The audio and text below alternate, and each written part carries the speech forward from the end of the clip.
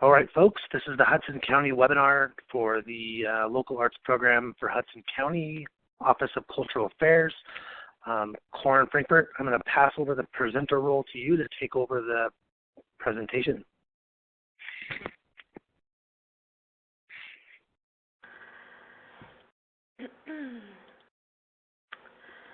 Good evening, everyone. I would like to thank you on behalf of the Hudson County Executive Tom DeGees and the Board of Chosen Freeholders, as well as the Office of Cultural Affairs.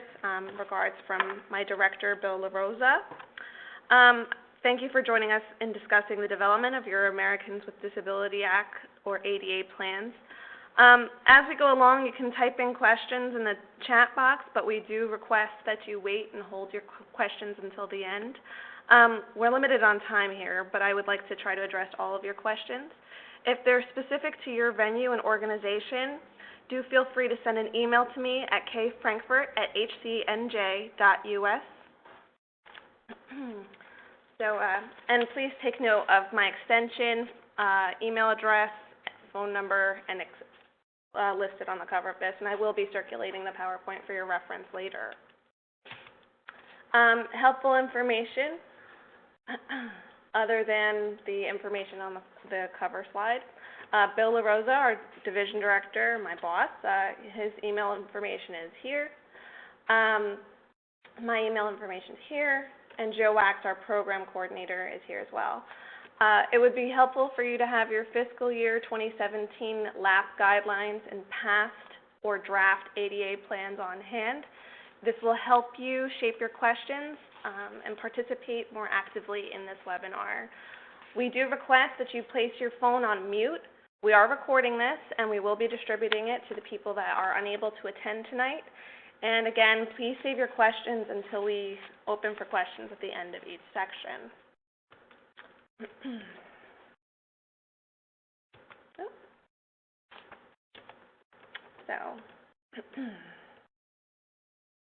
So housekeeping. We are requiring all LAP 2017 applications to contain a full 3-year ADA plan. That includes fiscal year 2017, 2018, and 2019. They need to be updated for the next 3 years if you have one in existence, and many of you do, because many of the people on this webinar should be people that have received grants or organizations that have received grants in the past. So you have to review your prior 3-year plan. We need to know what the status is in your plan going forward, what you've accomplished thus far. And we have to see what you need to do to go forward to complete your 3-year plan that you've already provided to us. One of the most important things to consider is that public money is meant to be used to promote programming accessible to the public. So keep this in mind when you're doing your plans. We understand that not all of you can change your venues easily. However, we do expect that you investigate ways to present your publicly funded programs so that everyone can get in to see, enjoy, and participate in your programming. Again, public money equals accessibility for all. Moving forward. So what is the Americans with Disabilities Act? The ADA is one of America's most comprehensive pieces of civil rights legislation that prohibits discrimination and guarantees that people with disabilities have the same opportunities as everyone else to participate in the mainstream of American life, to enjoy employment opportunities, to purchase goods and services, and to participate in state and local government programs and services, modeled after the Civil Rights Act of 1964, which prohibits discrimination on the basis of race, color, religion, sex, or national origin, and Section 504 of the Rehabilitation Act of 1973. The ADA is an equal opportunity law for people with disabilities. Please take note of the language there. We refer to people as people with who have a disability as people with disabilities rather than handicapped. This is going to be relevant to you going forward in crafting your narrative. This year, the Hudson County Department of Cultural Affairs is requiring all LAP 2017 applications to contain a full 3-year ADA plan. We do have a limited time to cover this material, but don't worry, most of you have already had these plans done. They need to be updated, as stated before, for 2017, 2018, and 2019. Remember to resend your grievance procedure and mission statement regarding ADA. Review your prior 3-year plan. See if things that were supposed to have been accomplished have been done. Then look at what you need to do going forward. Remember, all groups must have photos and documentation of ADA compliance for the final report. This is a State Council of the Arts requirement for all grantees, so take photos and document your programming. And this plan should consist of a narrative, which should be a few paragraphs and a chart that easily shows that you have evaluated all aspects of ADA compliance. So if you are a past recipient, you need to make sure that you have your plan and that you can check off, in good conscience obviously, that you have been working on it in good faith, and that you should be able to show your progress in the completion of this plan. For new applicants, every new applicant is required to provide an ADA plan for your organization if you're applying for a general operating support or program support grant. Note, you are going to also have to do a final report, so documentation is key. So the narrative of what your plans, the overview of what your plans are, is to promote reasonable accommodation for those who have disabilities. Please take note of the icons to the right. These are icons that you can use within your own programs on your website when you're marketing your events or programming. And please take note of it and feel free to add these to your programs as well. Page 9 of the LAP grant guidelines states that you're encouraged to budget appropriate expenses for accessibility. This includes things like sign language interpreters, large print programs, super titles for people who have operatic programs, but no capital improvements. You cannot use public money for, say, the expansion of a doorway if you own your building, the creation of a ramp, anything of that nature. Those are capital improvements, and I do encourage you to email me at kfrankfurt@hcnj.us for any further details as to what would be considered a capital improvement, because you will not be able to spend your money on that. The narrative, quite simply, is a way for you to present an overview of what your organization has already accomplished and its plans for the future in terms of providing full universal accommodation to all of your programming. The narrative can also address your plans for funding additional areas for ADA compliance or how you are investigating alternate sites to make your programming more accessible. So an example of this, if you are a theater company that is presenting programming in an inaccessible building, one weekend you will have your programming in a fully accessible site, library, a school, a church, a place that is in full compliance with the ADA. You would want to make sure that your flyers and marketing materials give that important information. You would give your telephone number so people can call in advance and reserve seating for that event. And perhaps you could have someone on staff that would be available to assisting in the seating process. That would be wise for you. Or there is an elevator in your building, but it's out of the way. You might want to have someone, a volunteer for instance, who makes themselves available to meet patrons. You want to add a major entrance who can take them to the elevator and ride up with them to their seats. Elevators, ramps, stairs, these are things that can provide a challenge for not just people with disabilities who may, for instance, use a wheelchair, but even the elderly, because remember, again, it's public money, and it has to be equal opportunity for everyone to get there. Or, further, you've created a special touch exhibit or want to reach out to people who are blind. You could buy several pairs of white gloves, for instance. Have someone walk the group through the exhibit doing visual description. Let them touch the exhibit gently with the white gloves. Reach out to St. Joseph's School for the Blind or another organization specifically for this purpose. And you might want to note that on page 9 of the LAP programming guidelines, applicants are encouraged to budget those expenses again. So make sure you're taking a look at those guidelines. Make sure that you're really working towards that. So where do you want to start? The best way to start is with what is in your control. That's your policies, your grievance procedure, assigned staff persons, and your board statement regarding ADA. Make sure that these are stated clearly and have been accomplished or will be in the near future. Copies of your grievance policy and board statement should be attached to your plan. And assigning an ADA staff person is an excellent, excellent, excellent beginning, as that person will be the point person for the public. Evaluate all aspects of your site, the neighborhood, website, collateral materials, programs, and transportation to your site. If you can find someone with a disability to be on your board and do the evaluation with you, all the better. Perspective is key too. An internal perspective versus an external perspective is invaluable, and we strongly, strongly, strongly encourage you to create a dialogue with those who would have accessibility issues to make your plan that much stronger. So, then you take each section and determine if the barriers that exist are short-term or long-term concerns. Remember that universal accommodation can sometimes be as easy as replacing a door handle or adjusting the leverage needed to open a door. Please remember that the elderly have difficulty with stairs. Also, people break legs and are in wheelchairs or on crutches temporarily. What about access for them? Please also be very careful with language again.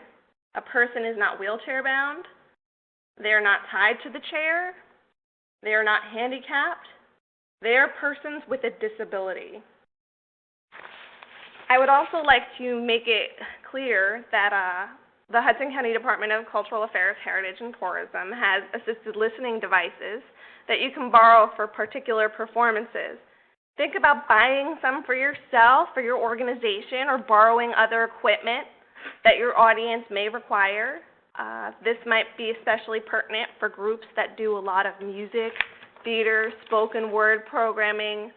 Look at seating arrangements. Are they fixed? Can they be flexible? You could move chairs in the front row, and then a person in a wheelchair might be able to have front row access to your programming, and that could be really special for them. Universal accessibility means you don't discriminate when it comes to your audience, and it can also mean that you're open to new creative perspectives and ideas from board members and other artists. So an example, the restroom for your site is down a staircase without an elevator. You rent the space and the landlord has no plan to renovate the building. So you can have an alternative restroom must be created, or another site for your programming needs to be investigated. If the restroom is accessible and only needs a change of knobs or bars installed, that's easily accomplished in the short term. Finding a new venue is not a short-term consideration. But take a measuring stick with you to determine the width of the openings and halls to make sure a wheelchair can be accommodated. And with respect to your websites, the websites that are given in the guidelines will help you find out what measurements are needed for accommodation for wheelchairs, heights of labels, type size and font size. We prefer 12-point font or above. Use all websites and Google your questions to find answers. Your plan should include a timeline, the people who are in charge of each item, and the budget cost if the item requires funding. Items that may need to be bought, such as removable ramps, chair lifts, assisted listening devices, updated accessible website design, as examples, should be investigated for cost and might need 3 years before they can be put into place. And finally, all printed materials supporting and promoting your programming should clearly indicate ADA accessibility for your site. Again, those are seen here. You can indicate them with these labels. Organizations can require prior notice to an event or programming if special accommodation for a patron is required. Local organizations such as HIPCIL of Hudson County at www.hipcil.org should be part of your outreach for promoting your programming. So you should see the sample chart and a list of useful websites within your guidelines also. Make sure you always have your guidelines handy, which was stated in the previous webinar, which I suggest you also take a look at again, shameless plug. These websites contain excellent information that will take you through the steps of creating a good ADA plan. Use them. So here's your ADA chart. So the second portion of your ADA plan requires you to have a matrix of sorts, and by matrix I mean a table that will expand upon what you've talked about in your narrative. This is a theme throughout the entire application where you summarize everything in sort of a table format, a very data-driven model like this, and then you also have a narrative to support it, so there's more insight. So with respect to this, as you can see, you look at the compliance area policies and programs, the goals, current status, where are you now, the persons responsible, like your ADA advisory staff coordinator, this person, whether it's been completed, which would be marked off in this done column, the anticipated date of completion, 17, 18, or 19 to ongoing, and the cost you're going to dedicate to sources. So for instance, the goal. So if you have an ADA policy, organizational policy, you might want to put, for instance, ADA organizational plan adopted by formal resolution of the board. And for the current status, you might write something to the effect of adopted by resolution of board of directors.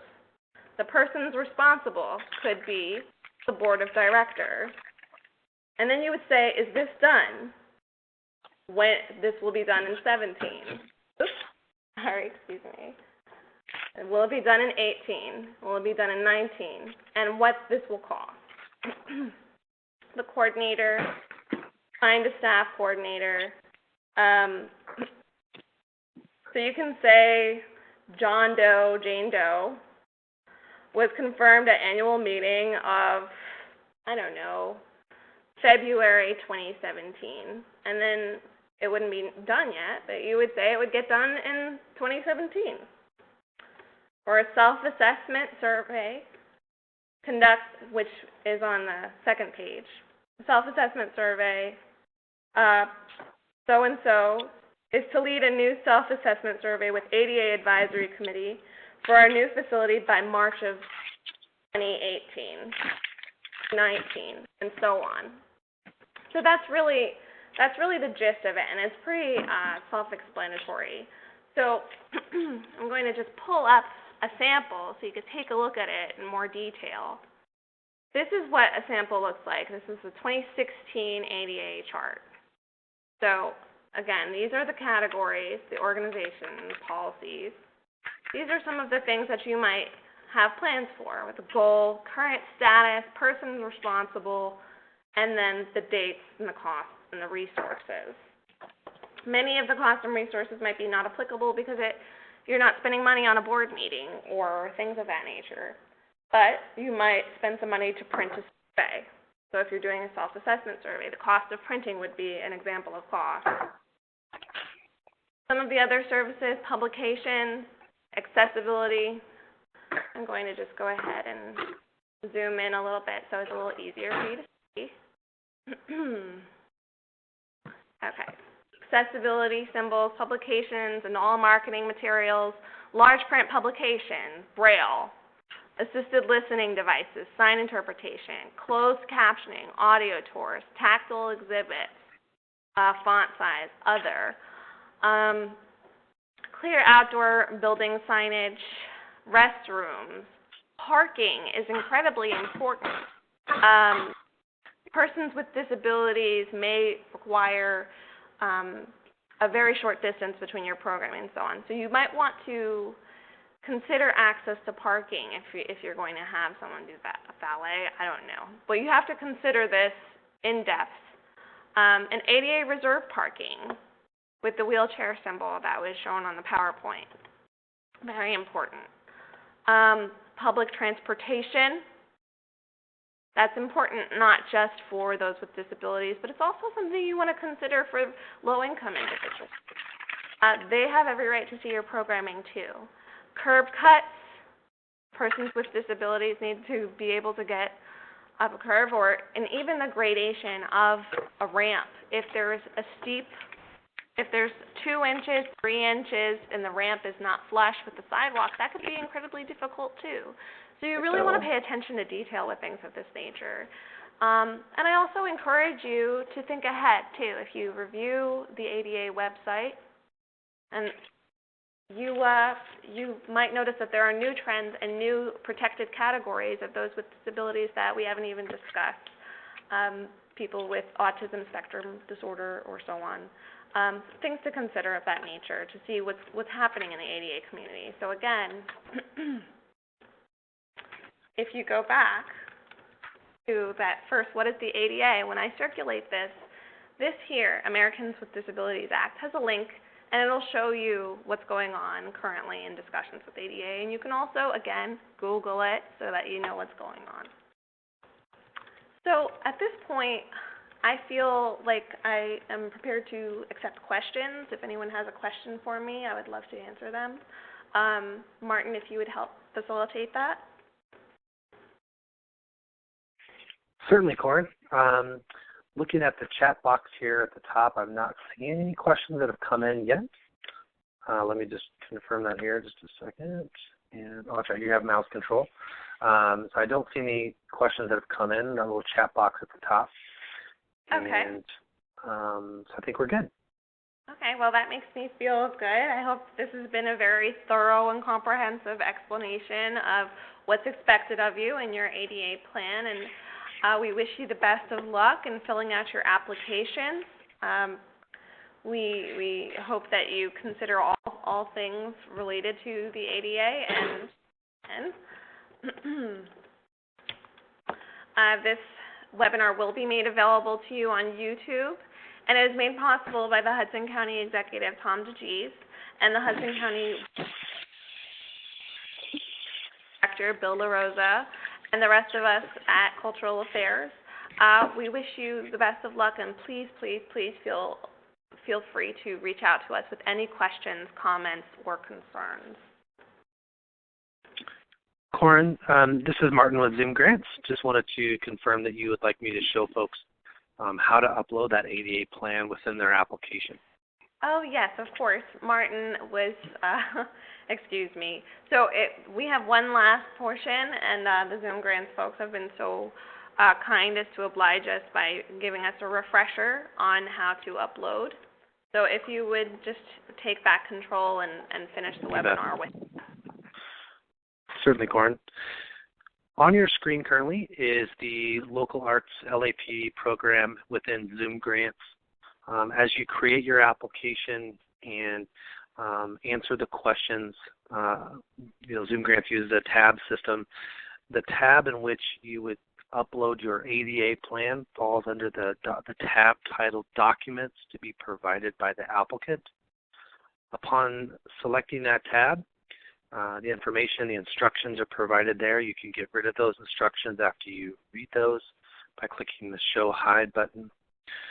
There's a few documents here that are listed as required. That means you must upload those documents in order to successfully submit those,